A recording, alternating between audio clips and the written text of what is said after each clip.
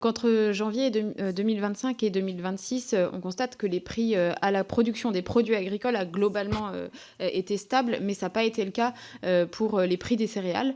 En effet, les prix sont en retrait de près de 15 en janvier 2026.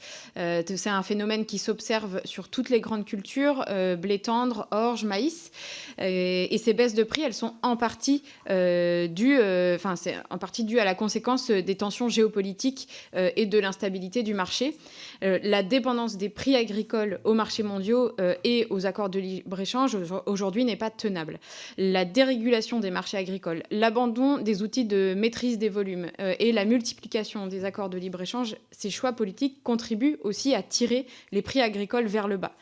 Le revenu agricole, ne devrait pas uniquement dépendre des marchés mondiaux et de la spéculation. Pour sortir de la crise structurelle que vous avez évoquée, la mise en place d'outils de régulation permettrait de protéger, permettrait d'agir sur les volumes et les prix, et ça semble inévitable pour garantir une juste rémunération aux paysans et aux paysannes, et ainsi accompagner la transition agricole pour sortir de la dépendance aussi aux importations d'engrais, dont les prix flambent, notamment là à cause du conflit au Moyen-Orient.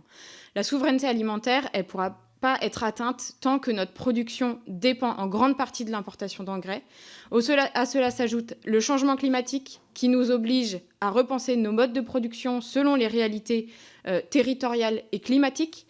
Et pour atteindre nos objectifs de souveraineté alimentaire, il est nécessaire de planifier à l'échelle nationale la déspécialisation des territoires agricoles sur le développement de production dans lesquels nous sommes déficitaires, les fruits, les légumes, la volaille, les légumineuses, travailler à la reconstruction d'un maillage d'exploitation en polyculture-élevage, à la relocalisation de nos systèmes alimentaires.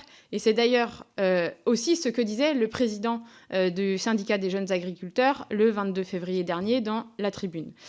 Voilà un petit peu ce que nous défendons avec mon groupe de la France Insoumise. C'est des prix rémunérateurs et c'est un marché régulé au service de notre souveraineté alimentaire.